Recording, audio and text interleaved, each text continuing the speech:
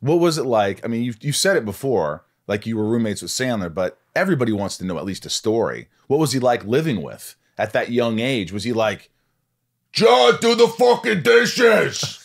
No, it wasn't like that. Adam always had a rental car, and he never, ever cleaned it. He would just return it when it was filled almost to the roof with fast food, like garbage. That was like a really weird thing that he did. He wouldn't wash it, and he would trash it, return it, get a fresh one. For years, he did that. I mean, at that time, and I think it's a lot different than now, comedy was much smaller. There was no internet, and you felt like the whole comedy business was about 100 people. And there were certain people you would meet and you would think that person's going to be a gigantic star. Even when they weren't near it at all, you felt the bubbling up of certain people like Adam. And you felt that Jim with Carrey. Adam. Living with him, you were like, there's something about this guy. Everyone around Adam was like, Adam's the next Eddie Murphy. You just knew it even when he was bombing.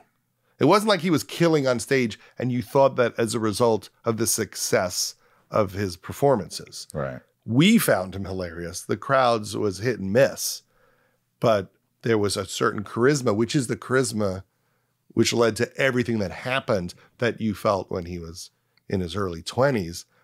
If anything, hotter because he had so much energy as a friend to make you laugh because he wasn't making movies. So all that energy that he's put into his career in the early days was just used on you at dinner because he was so funny and he didn't have an outlet. What would he say to you? What would he do? He just was, at that time, a very, gregarious, loud, hilarious person.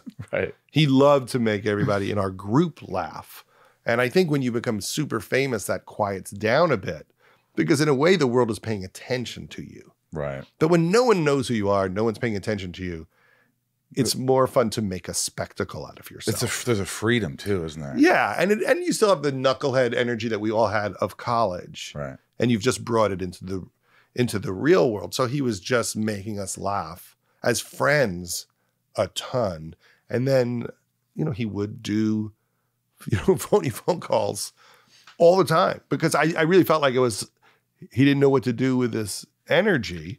And he would just, call Jerry's Deli and complain about a turkey sandwich that made him sick and really put them through it for like 15 minutes of negotiations about can he have a free sandwich and what kind of sandwich can the free one be? Does it have to be the same sandwich as the one that made me sick?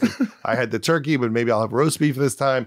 And I was aware that this was something special. I started recording it because as a comedy fan, I'm like, I'm aware that no one's this funny. That I'm not just like with some guy. That this is world-class funny. This is the people that I love, like Michael Keaton and Seinfeld. This is another Right. level, and I believe it's going to turn into something. And then the weird thing is, one day he says, "Hey, I just got Saturday Night Live," and then he's gone.